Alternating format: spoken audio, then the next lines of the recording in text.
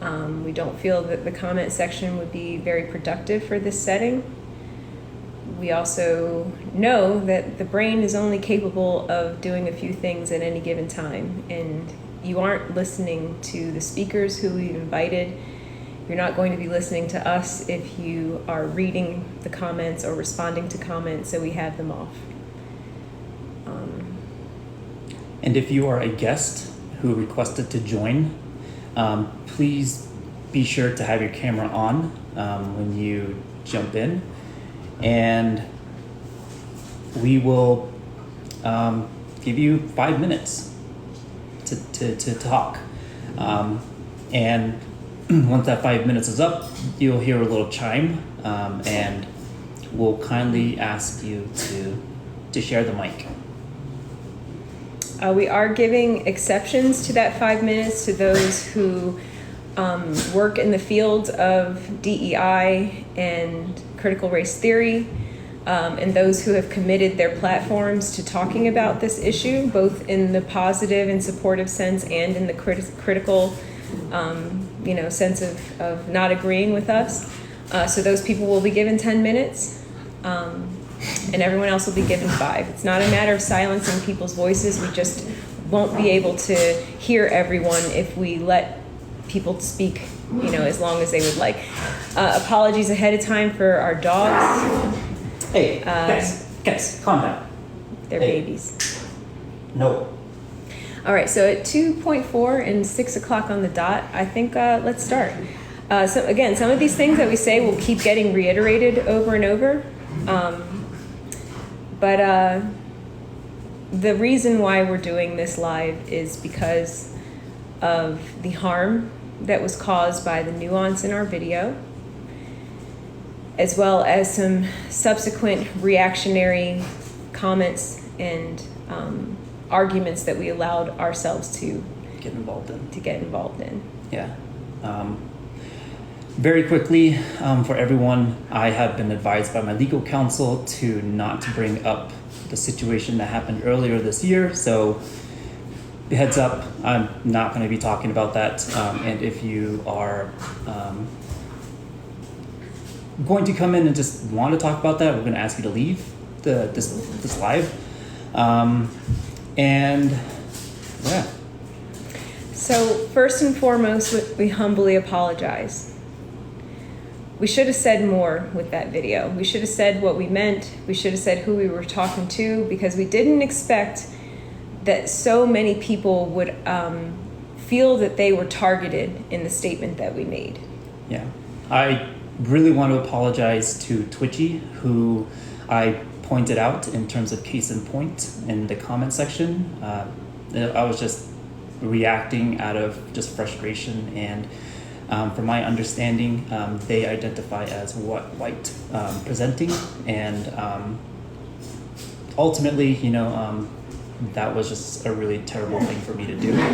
In addition to that, after everything started blowing into a wildfire, I learned that there was someone who is a minor who was commenting on my post. That individual, I'm really sorry about the fallout of that post in terms of your identity. Hey guys, stop. Sorry. I hope you found love and peace with your family to better understand these intricate realities and intersectional realities. Mm-hmm. And I also really want to apologize to for losing my cool on the live that Nuggets hosted last week. I just buckled under all this weight, and I acted out of character, and I conducted myself in a way that was detrimental to my character and my integrity. So I'm very sorry for that. It's been a really tough couple of rough week. So yeah, it's been a rough year. Yeah, rough year. I want to apologize to the First Nations of Australia. I also acted out of character by inserting myself into a dialogue that I wasn't familiar with the nuance. There's a lot of ways that I want to improve my American exceptionalism and my US-centric mindset in terms of everything, but particularly when it comes to race. Your racial dynamics are totally different than they are here. And so it was a combination of complete and total ignorance on my part, as well as a carelessness and pride and ego. There's a point where you can either back out of an argument or you can just keep doubling down. And someone said, "Aren't you ashamed of yourself?" And I said, "No, I'm not. And in hindsight, I absolutely am. I'm sorry, sincerely for that." And I think that of all the silver linings of so many silver linings that have come out of this, there are a lot of dialogues happening between our communities, and we're learning more about each other. And I think that we could learn to emulate some of the progress that you've made with reconciling the past and accepting the descendants of harsh realities like genocide into your communities. I'm going to separate these dogs. Come here, Steve. Apologies, and I'm sorry for that. It rustled up trauma that is so similar to ours, and I'll be much more considerate of that in the future. Definitely, there's definitely a lot I need to learn in terms of how racial dynamics happen in Australia as well as New Zealand. It was very, very hard for me to accept that, and in that live particularly, I didn't want to be made a fool, but then made myself look like a freaking idiot by just being ignorant and an asshole. So now here's the hard part. Here's the hard truth. We're not sorry for what we said. We're sorry for leaving such an empty space to be filled, and a lot of nuance was not added to the post that we made. We didn't clarify what exactly we were talking about, why we were even bringing it up, who we were addressing, and with that lack of nuance and lack of clear, concise educational content, a lot of folks started throwing in their own theories in terms of what we were talking about and who we were talking to. And so I hope that with each individual who joins the live and brings up good points to address with us, we can provide some clarity in terms of what we said and what we meant and who we were talking to. Yeah, to be honest, I took for granted how people would receive me saying, "if you identify as." And I found that people who do not identify as white passing or do not identify as white presenting or have no awareness of the fact that they're white presenting, light-skinned people, mixed people, biracial people, felt that we were targeting them. We absolutely were not. We were not gatekeeping your blackness or your indigeneity. We don't have the ability to do that. We cannot do that, and neither of us believe that race is something that's intrinsic, that's part of you. It's not a part of who you are. It's how you present yourself in social settings. I also want to add on, the key word is identify. And I think a lot of folks heard "if you are," and they didn't think about what identify means. With that being said, if you did feel targeted as an Indigenous individual, I didn't say you are not Indigenous. I didn't say you are not Native. And it's really unfortunate that those words were put in my mouth, and a lot of folks started bringing up blood quantum, and it was really discouraging because a lot of folks who were bringing this up seemed to not understand the differences between race, ethnicity, nationality, intersectionality, anything along those lines. And if I were, upholding blood quantum, why would I be in an interracial relationship? And someone who upholds blood quantum, pushes for, natives to only be with other natives and to prioritize tribal affiliation above everything else, and that's not something I advocate for. And thank you for those who've requested to join the live and are giving us some space to explain ourselves. I want to point out that I myself am a person who has my identity in question. So similarly to the logic behind accusing Lance of supporting blood quantum, why would I, looking the way that I do, try to tell someone that they're not enough for anything, that you're not black enough, or that you're not indigenous enough? I've been hearing that my entire life, and I feel blessed that I was instilled with a strong sense of self, and that didn't come through somebody else telling me who I am. That came through my family and my community, helping me love myself despite all the odds and all of the things that are trying to get me to hate myself and lean into my proximity to whiteness. So we were not targeting light-skinned people, we were not targeting mixed people at all. And again, we do not only were we not gatekeeping your heritage or your ancestry, nobody can do that. Absolutely no one, and certainly not two people on TikTok. Exactly.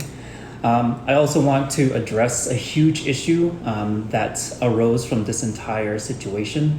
I've seen a lot of anti-Blackness coming from the Native community, and a lot of folks co-opting language that was developed by critical race theorists in the 1960s. So Black academics created this language, and we've been seeing a lot of folks co-opt it, so stealing it and trying to legitimize their position as white individuals. And so I've seen nothing but colored people coming up and starting their posts with "as an indigenous person" and saying the most racist shit.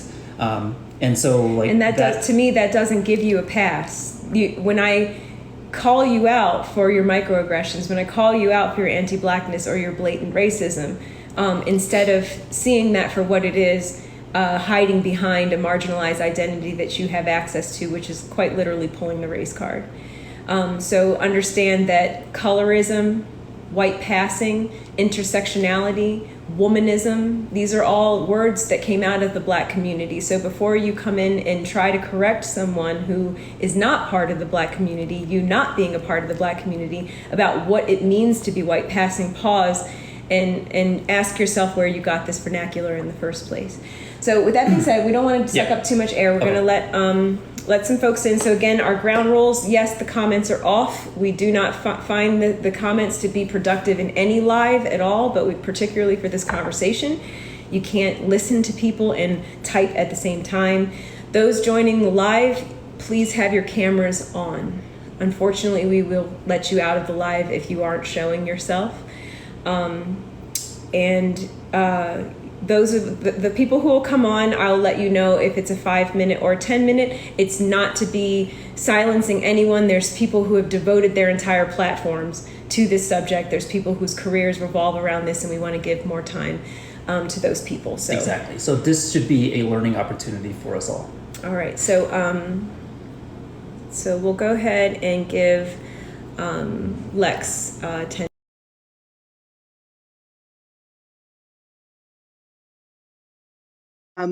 Real quick, so I'm Lex Scott. I'm the founder of Black Lives Matter Utah. I'm the founder of the Utah Black History Museum. I'm the founder of the United Front Civil Rights Organization. The conversation of white passing is different in the Black community than it is in the Native community.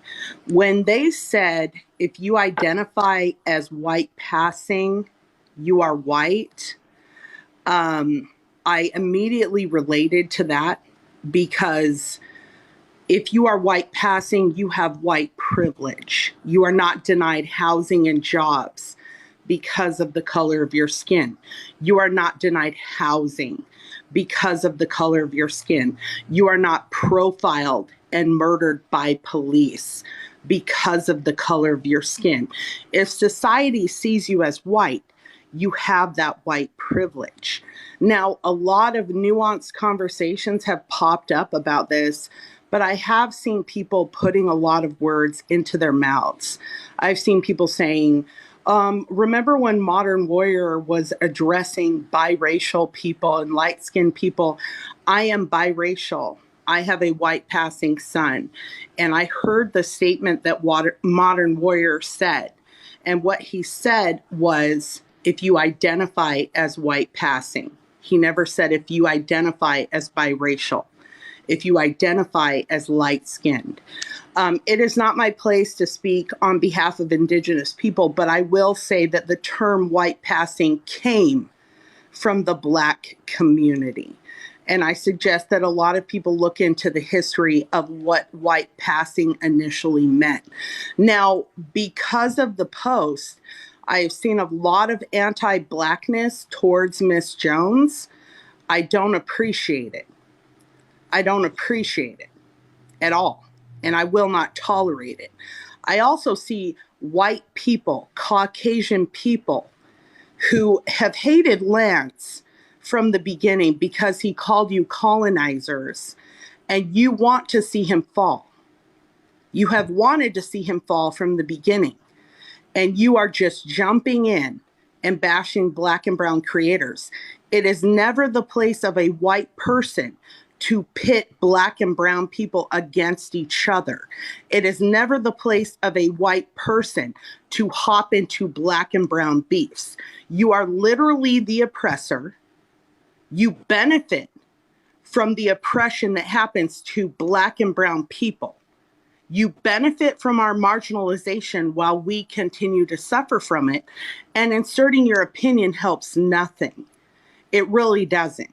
While you are out here and your people are out here denying us jobs and housing, and your police forces are profiling and murdering us, you hopping on my posts and other Black and brown people's posts and saying things to the extent of, you don't like Lance, you don't like Miss Jones, it is not your place. It's none of your business. Stay in your lane, really.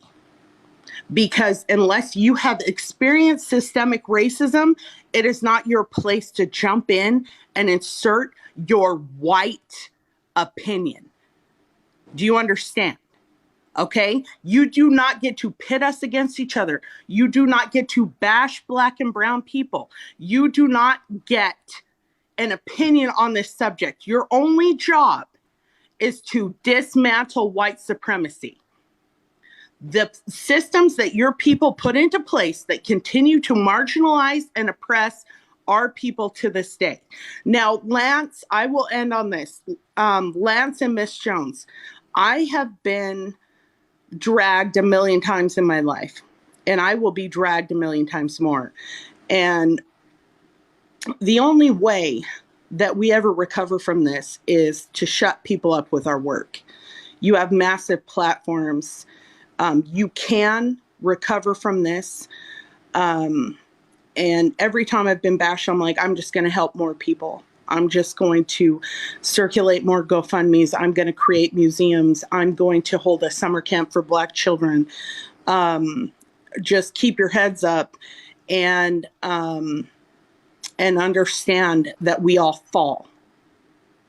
We all fall. We all make mistakes, and we are not perfect. Everyone expects us to be perfect, but no one is. And we hurt people. We hurt people sometimes. But I want to let you know that I understood what your post meant. It meant that white privilege is real.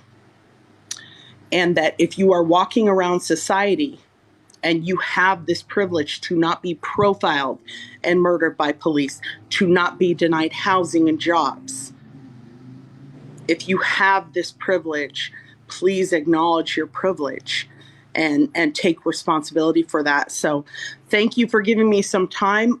Be brave. It's going to be a rough live, but keep your heads up and just put in some work. Just put in some work out there. I never wish the downfall of Black and brown people. So I always hope they recover and do good work. We absolutely will. We will. Can't Thank stop, you. won't stop. Thanks, Lex. Okay. Any response or feedback?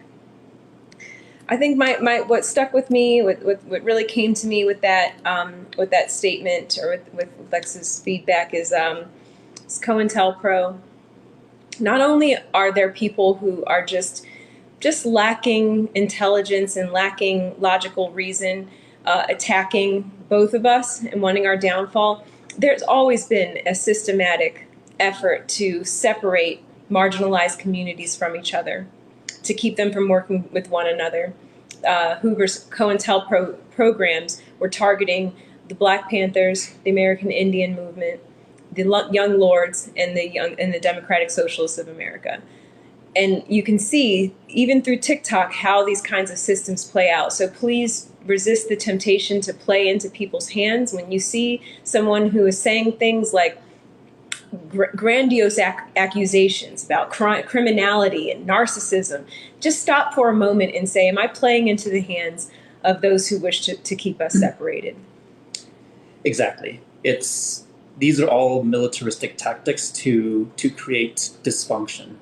It's a literally divide and conquer tactic. So before, if your hate for me is just too overwhelming that you just support any person who says ridiculous things about me, then that's on you. But to folks who are genuinely trying to do better and to be better, really listen and understand what is actually happening. All right, so I'm going to let another person in, Red Road Warrior. Again, we kindly request that you have your camera on. To reiterate to those who've just joined the live, the comments are going to remain off, and we'll go ahead and give you 5 minutes to say your piece. If anyone needs instruction on how to turn your camera on, we'd be happy to tell you. Oh, I'm sorry. Let me turn it on. Thanks. How's it going, Lance? I don't know if she's your girlfriend or just friend. Can you guys hear me? We can hear you, but we can't see you. Yeah, we can't see you. Oh, can you guys see me now? No. We cannot. How about you out, and then when we let you back in, there's an option that's saying that you're being let in, and you can just turn the camera on in that little screen. Okay. Oh, there you go. Okay. Lance, how's it going? I'm sorry, I don't really know your name. When I came on TikTok about 5 months ago, I think I created some content regarding Lance. I was supporting what he was talking about. There was a Mexican, I think what you would call white passing indigenous woman named Lizzie Huerta, and she attacked Lance. And I can feel that Lance has a positive message for a community of people, a generation of people that needs to continue and be carried on for a long time. I've told people in my lives that Lance is in a progress of growth and healing, as we all are. We all have our issues. We all have our anxieties. We all have our battles to fight. But I think it's really important to people to understand that that any indigenous person, any Black, regardless of your background, your belief, whatever it is, if you are of positive conversation, if you are of, a person who's trying to stand and fight real cases, real causes, throughout the hemisphere and the world, I support that. So Lance, there's a lot of people that turned against me one time when they said, what's your opinion about Lance? This was months ago, or Modern Warrior. And I said, you know what? Modern Warrior has his voice and he's using it. He's speaking out. He's putting content out. If you don't like it, if you feel he's violating whatever reason, you have the choice to block him, ignore him, or report it. But respect his voice. And I'd say that to anybody. If you're indigenous, no matter who you are, I guess at this point, share your voice, use this content in a positive way. Use this platform in a positive way and share your voice. Don't go out destroying somebody. I've been a victim of that here on this platform. I am Mexica, Anahuaca, and Purepecha. And there's a long story to my story, to where I come from, how I came to be, and where I'm at today. But I just wanted to hop on here and say that, Lance, I support you 100%. I think you guys don't need to apologize to any. I think anybody that's been following you and can see what you've been doing throughout your time here on TikTok and maybe other platforms, you've been doing amazing, man. And I think I've also been people have said negative things about you regarding indigenous people south of the U.S. border. But I know, based on the way you think and your character, I know that you don't think negative about us. So I stand with both of you, and I really hope you guys continue to speak your voice, share your content. And again, not everybody's going to agree with what you have to say, but that's on them. You have a huge platform, and I know if I had that kind of platform, I wouldn't be worried about that. Just be you, and, look forward to a better day, to other days and to more content. Mm-hmm. Thank you. Yeah, so don't allow There's haters to. a little time, so if you wanted to get another 2 minutes in, any other thoughts that you want to share? I want to give you as much time as you want. You know what? There's so much to talk about, but to go in depth into conversation, I think that deserves more than 3 minutes at a different time, maybe in person, maybe just somewhere else. But here on this platform, I just wanted to come out here and let people know that as a Native American south of the U.S. border that lives and was born in the United States, but also lived in Mexico for a while, I just want to say I support what you guys are doing. I definitely feel that there's, like I said, we're all learning every day. We create content and not everybody supports it, but there's going to be content that people might like, people might support. And, it's just one of those things where people have a choice. Personally me, I'm trying to focus more on my tribe, which is the Mexica and Awaka. And we have an infusion of Purepecha because my tribe is one of the people, the Mexicas and the Purepecha, the Aztecs and the Purepecha have been in constant battle. They were always in battles. They were had the biggest battles in the history of this hemisphere, the Purepechas and the Aztecs. We were the two biggest rivals. And the reason the colonizer even took over or destroyed Mexico City and kept moving forward was because we never went to their aid, or the Purepecha never went to their aid. So we're kind of stuck in that process where we're in infusion now. My people, there's like 13,000 of us somewhere around there with my cousins, nephews, nieces, all our family in the mountain where we live in Michoacan. But it's all a matter of growing and learning and just learning to accept who we are, and I appreciate indigenous people, anybody that has been dealing with the oppressor or what Lance kind of made famous, the colonizer. But it is a reality, and it's not just in our hemisphere, it's all over the world. You talk about Australia, Hawaii, Africa, and so many other places there. The colonizer has always been of a European background, or European in a sense. So, and also religious. You guys know what's been going on with the Pope, what he, that was so disrespectful in my eyes. The Inquisitions, genocide, forced assimilations, the boarding schools, all of that was not just in the United States and Canada or Alaska. It was all over the hemisphere, and it's been all over the world as well. And it's important people to understand that, when we speak of these things, we're not attacking a particular group of people. We're attacking a colonizer that has been destroying, genociding, and doing so much harm to the human race all across the hemisphere. So thank you guys for sharing this live. Lance, appreciate it, man. Much love to everybody. My name's Omar Cuautli. People know me here as Red Warrior, but I just want to say I've been attacked by people creating fabrications, lies, misleading information, and I stand with you on this 100%. I went on a live and I heard people talking, let's go and attack them, let's go. They want to raid your live and do all kinds of stuff to you, man. And it's sad because they were also Native Americans of the United States and Canada, and it sucks, but that is the reality that we have to face as indigenous people.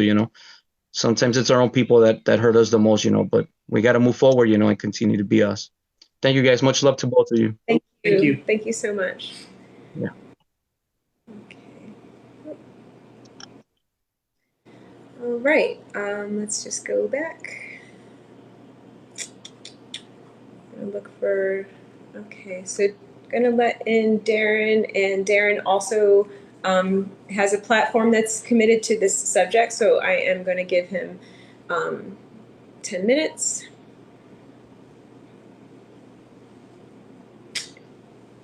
Hey, Darren. Hi. Let me just see where the option is to turn on my camera. Okay. All right, so I've got a little timer going. Okay, now I won't need too much time. Yeah, so we had a bit of a conversation offline, and so obviously the opportunity was taken by white supremacists to just like cause more division, which we knew was going to happen. But what I do also think is that it pointed out a conversation that needs to be had, and that racism is not a perfect science. It is a social construct. And so I know that the TikTok that was put up didn't have all the specifics in it. And in a way, I'm grateful that it didn't, because of the attention that it brought up. And I think it leaves opportunity for dialogue like this, where we can have a conversation where we understand that if you can pass as white and you take advantage of that privilege rather than hold yourself accountable for the privilege, then you are doing exactly what a person of 100% European descent would do. And that's something that people in communities of color need to take responsibility for. So I live in South Africa, and there are people in various shades of black here. And so I myself need to take accountability for the fact that because of how I look and how I sound, that colorism is also a very real thing. And so if we're gonna take on the fight of white supremacy, we need to be united as communities of color. And part of that is taking accountability with the varying levels of privilege that comes with that. And so it was just so crazy to see the point get taken away and it just get twisted into anything negative, like any possible way that it could have been seen in the most negative light. That was exactly the way it was taken on.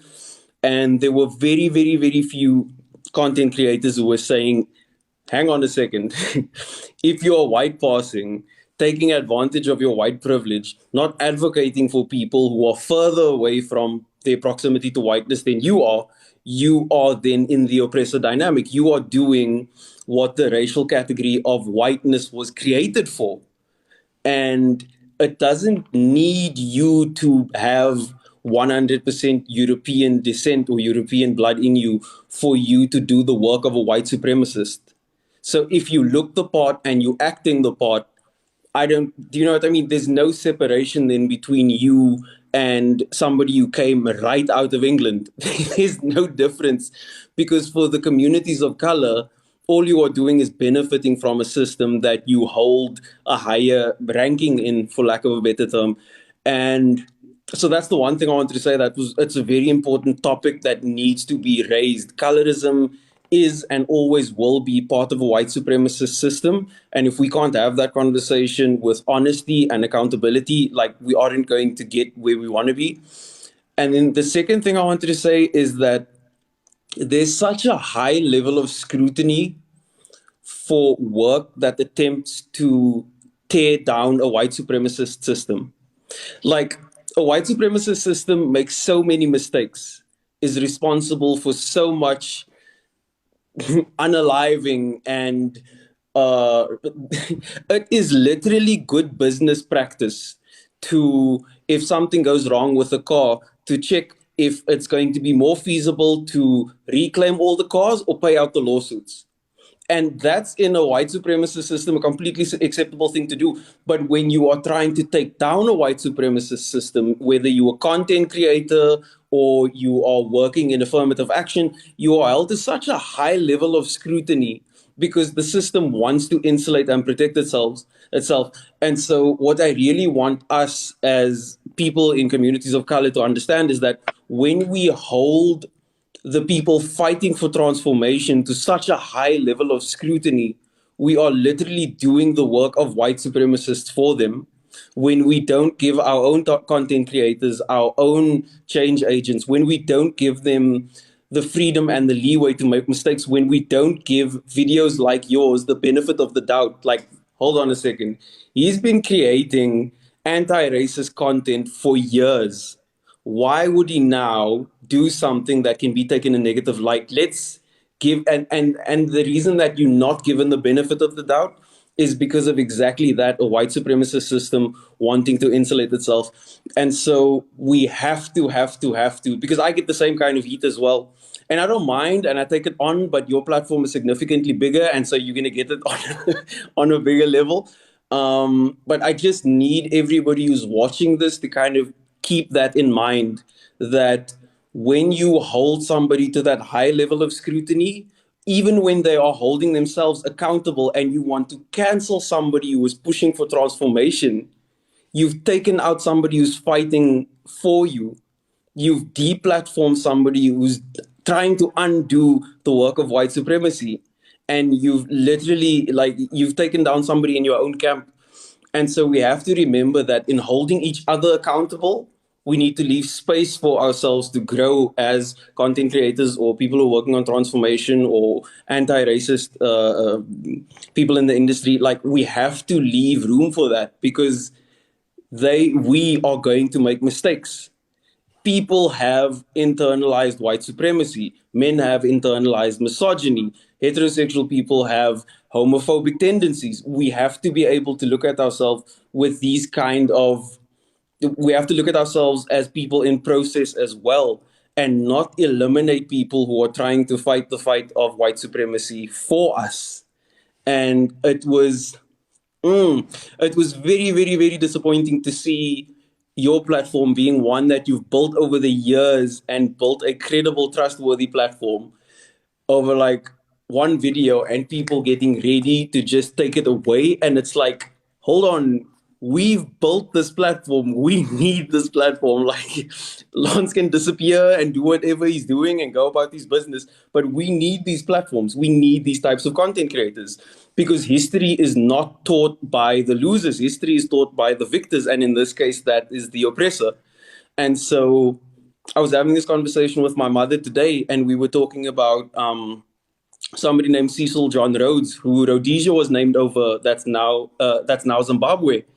And there's a Rhodes Memorial in South Africa. And she was like, why do you not like Rhodes Memorial? And I said, because he was a staunch imperialist. If he had his way, he would have taken over all of Southern Africa, if not more.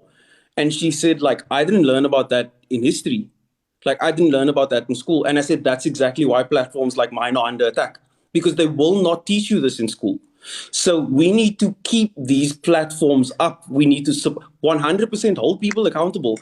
But the idea that canceling or trying to deplatform a anti-racist content creator because he said something that was a bit on the chin and could have been taken in two ways is so counterproductive, and it's so against what we're trying to do, that we really need to take a look at ourselves and understand that we could be slowing down our own movement, and there's enough work cut out for us. We don't need all that. Mm-hmm. And that's all I wanted to say. And I just wanted to say thank you for the opportunity. Thank you for opening this up for this discussion to be had. Thank you for holding yourselves accountable, as all content creators should.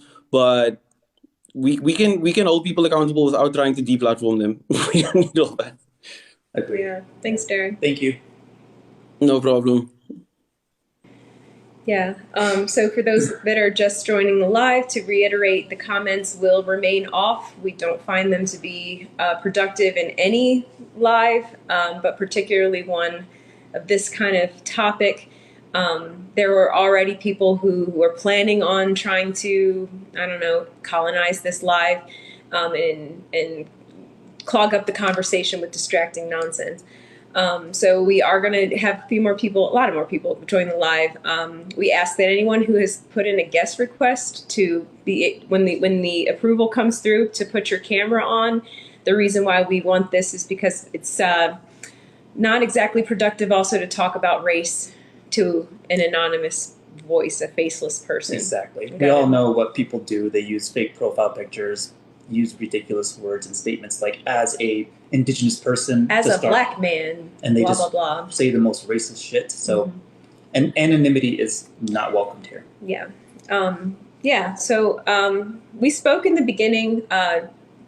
Those of you who are joining live again, we are sorry for the lack of nuance. We're sorry for those who were caught in the crosshairs of our comment sections. For me, particularly the First Nations of Australia, I was an asshole. There's no other way I could put it. I did not have any place to be saying the things that I was saying. It was unfounded, and the more I stayed in the comments, the worse my behavior became, and I'm sincerely sorry for that. Yeah, I'm sorry for the individuals who also got caught up in the comments. Your indigeneity cannot be taken away by anyone, including myself. I'm sorry that the comment section just got a little out of hand and I couldn't distinguish between supporters and folks who just really dislike me.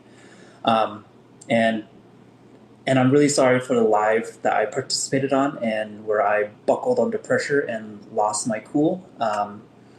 That was a full display of arrogance and me just being an asshole. So I'm really sorry for that. And if you're also still joining in, we also had mentioned that we are not sorry for what we said. We are sorry for leaving so much empty space for people to fill in. This is such a difficult and important conversation that should not have been summarized in 9 seconds. Mm-hmm. Okay, so I'm going to go ahead and let in Love Helica. So Love, when you get the notification, just make sure that your camera is on.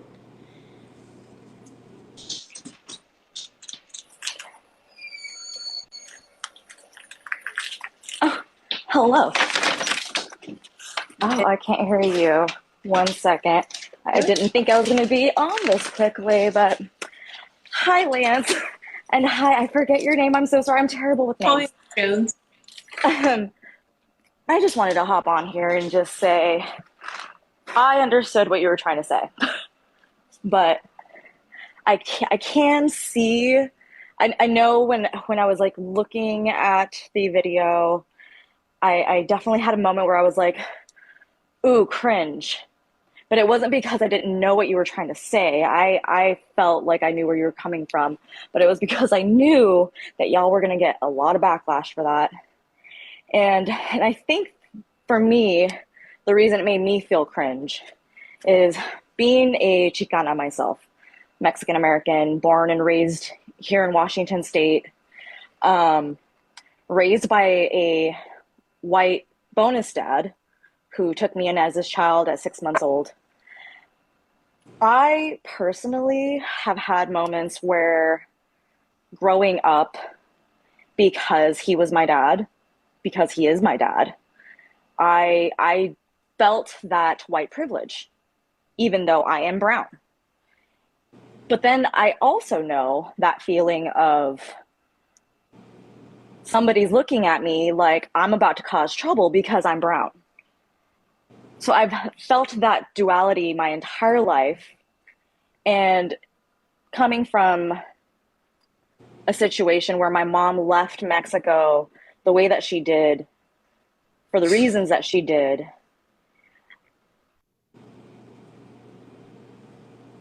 as a Latina, as a Chicana, our parents believed coming to the U.S. was going to be this magical situation, this situation that was going to like improve their lives, was going to get them away from whatever danger they were in back home, and that this was going to be immensely better.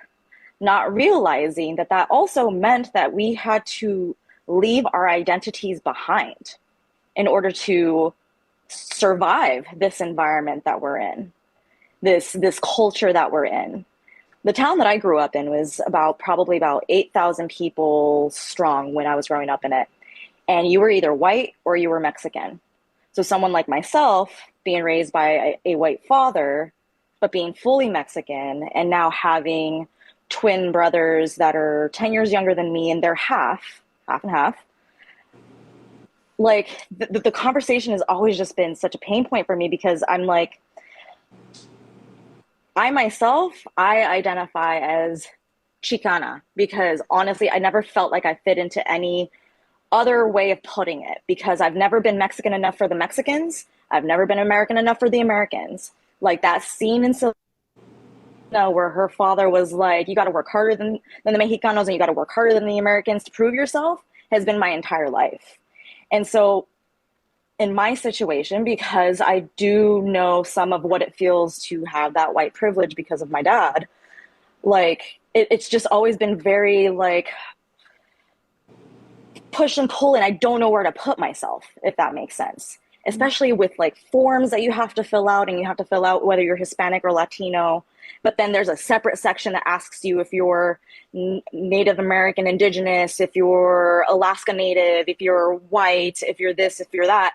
I could always check that Hispanic Latino box because that made sense to me. But that secondary set of questions, what? I don't even know how to answer that.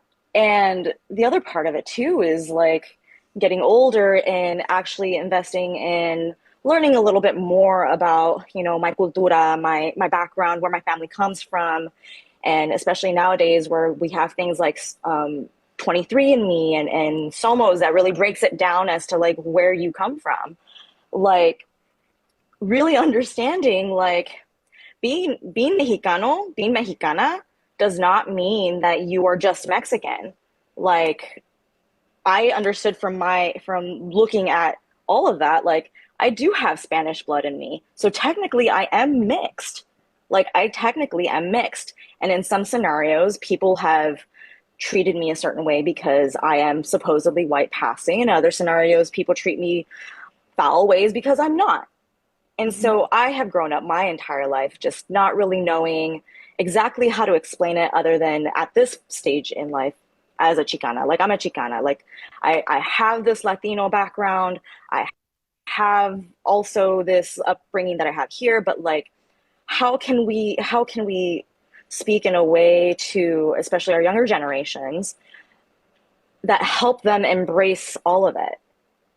Because on my end, I see it and I'm like, okay, well, I know how my Spanish blood got there.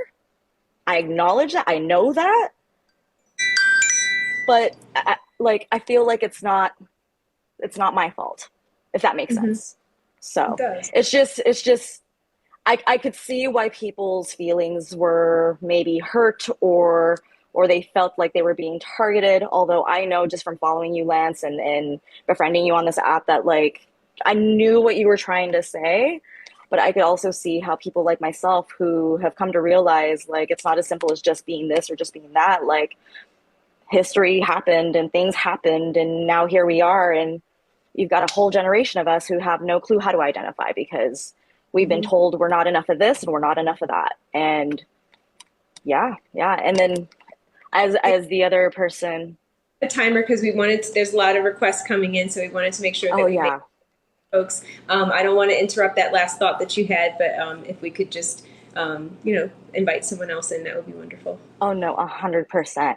I just want to say I appreciate you guys coming on here and clarifying like what you meant to say and all that. And I agree with the last person. Don't let this shut you down. Just keep doing what you do and, spread as much, knowledge and actual facts and information so that others can learn. So thank you. Thank you for making time. Yeah, she brings up a really good point about, the 23andMe tests and finding out that you have, European ancestry or anything like that.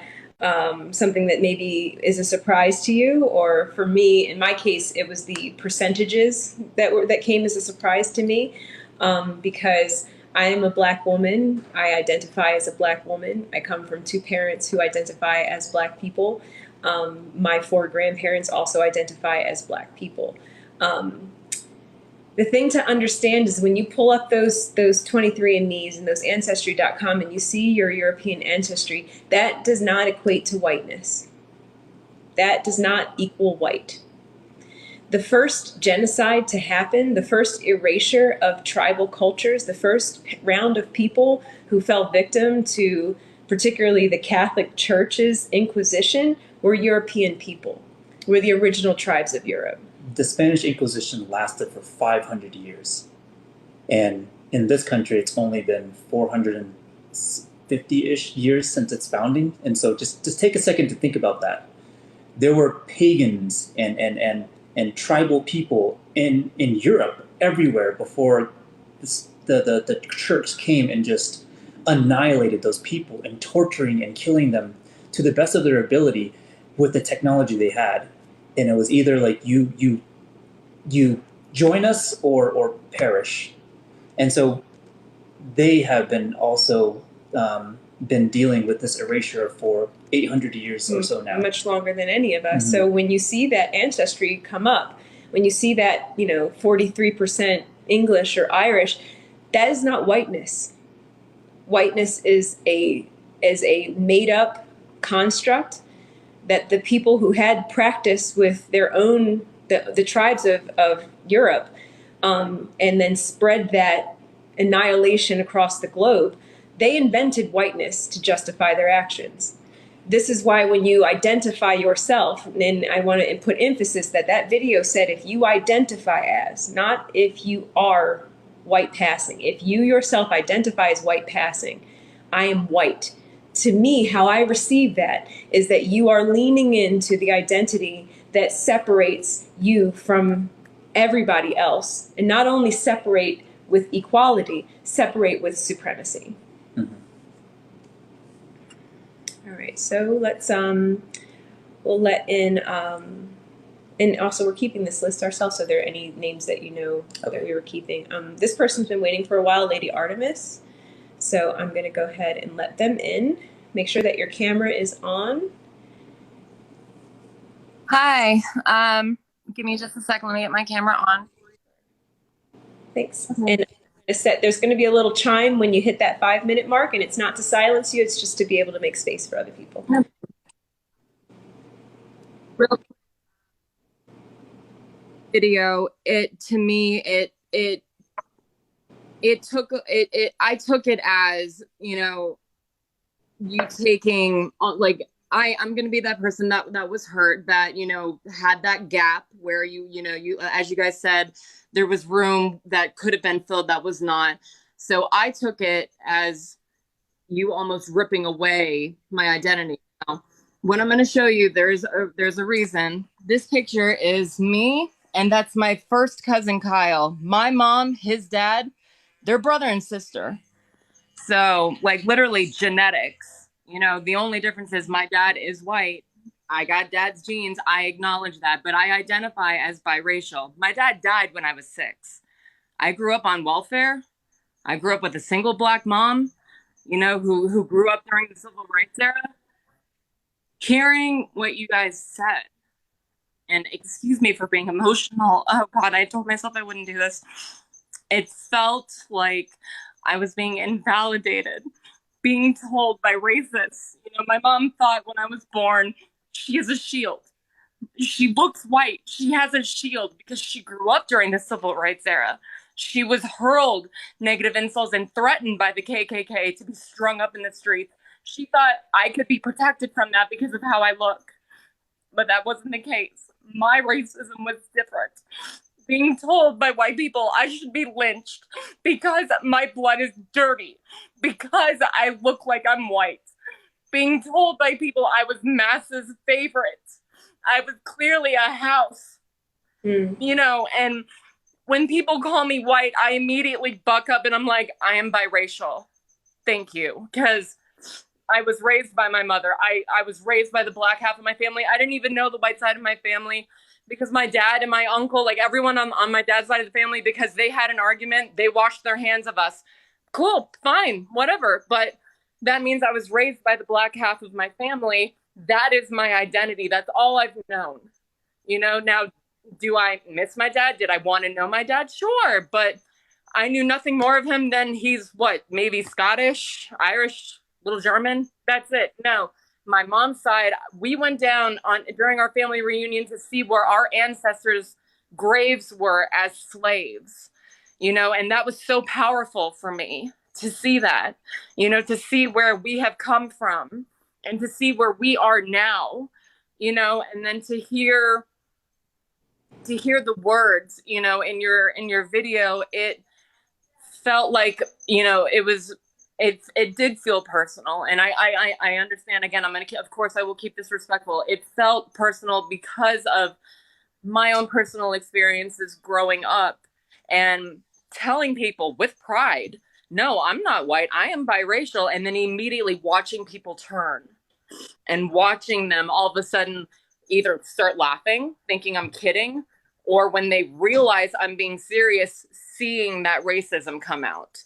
And so my racism versus what my mom, you know, her racism experience, they were two totally different things, but they still shaped me, you know, they still formed a lot of my identity and who I am, and me wanting to stand against that, you know. And I think a lot of people who look like me, or, you know, who are presenting or passing, I think a lot of people were hurt because they may have, I cannot say they have, obviously, but I feel they may have experienced some of what I have, which is, you know, you correct people, no, I am half indigenous, or I am half black, or I am half this, and then they get their racist experience.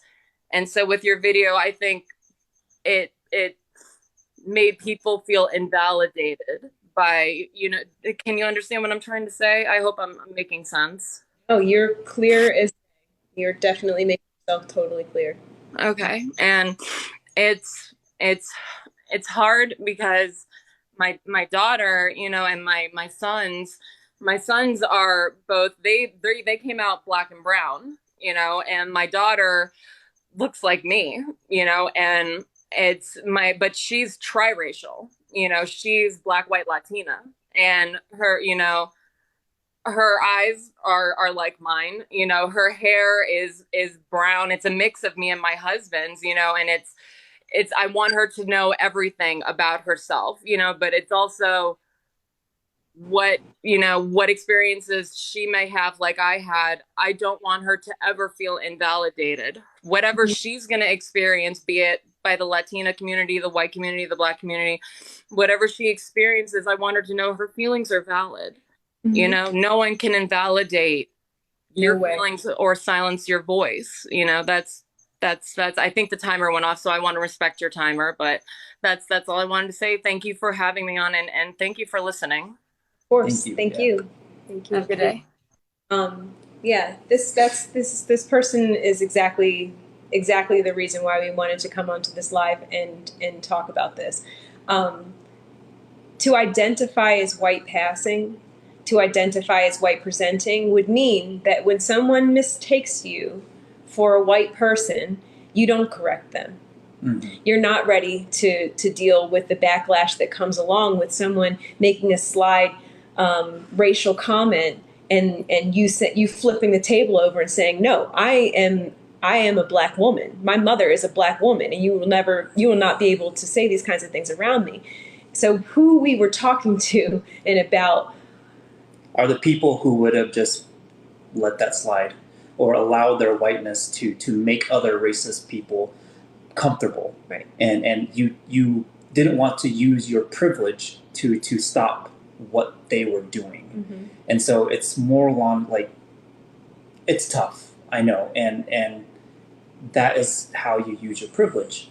And that's how the work is done. It's super complicated and it's really difficult, but this is critical race theory. And I can speak from my personal experience that what you say about who you are doesn't really change how you're received in the world. So growing up, being mixed was better than being black. And people would constantly ask me, what am I mixed with? Now, I could say, oh, yeah, I'm mixed with, and make up a bunch of things. And that person would immediately feel that oh, that's why you look the way you do. That's why your eyes are so pretty. That's why this, that, and the other. But I was taught as a child not to do that, not to try to lean toward something other than black because that's what's seen as bad or ugly. And it's like, oh, you find me attractive? It's because you find black women attractive, and this is what black women look like. So, you know, there's people who, the same way that you could be white presenting in this world and not claim your identity, mixed people can do the same thing. And I feel that this, you know, the woman who was just on, you know, she owns that side of herself, and that's precisely who we didn't want to hurt. All right. Let's go with, let's see, Bella the Savage 95. I think they've been, is it in order? I think it's in order. I'm not sure. Yeah, so we'll go Bella the Savage. When I hit accept, make sure that your camera is open. Oops, sorry. And we'll hit that 5-minute mark. Can you see me? Yeah. Sorry, before got locked out of my TikTok, but we're back. What are you gonna do? So I just wanted to get on here real quick, because a lot of people have commented on a lot of the videos that I have done calling me Miss Modern Warrior, which I don't take offense to, just because I've kind of followed your journey and stuff like that.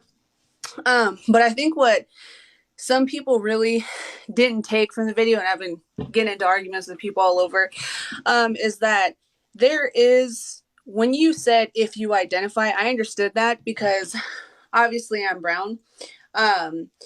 And so I'm very, what they say, like look native, or however you want to put it. But I grew up around a lot of white passing family. Like if you see my mom, she is almost full-blooded Native American, but that little bit of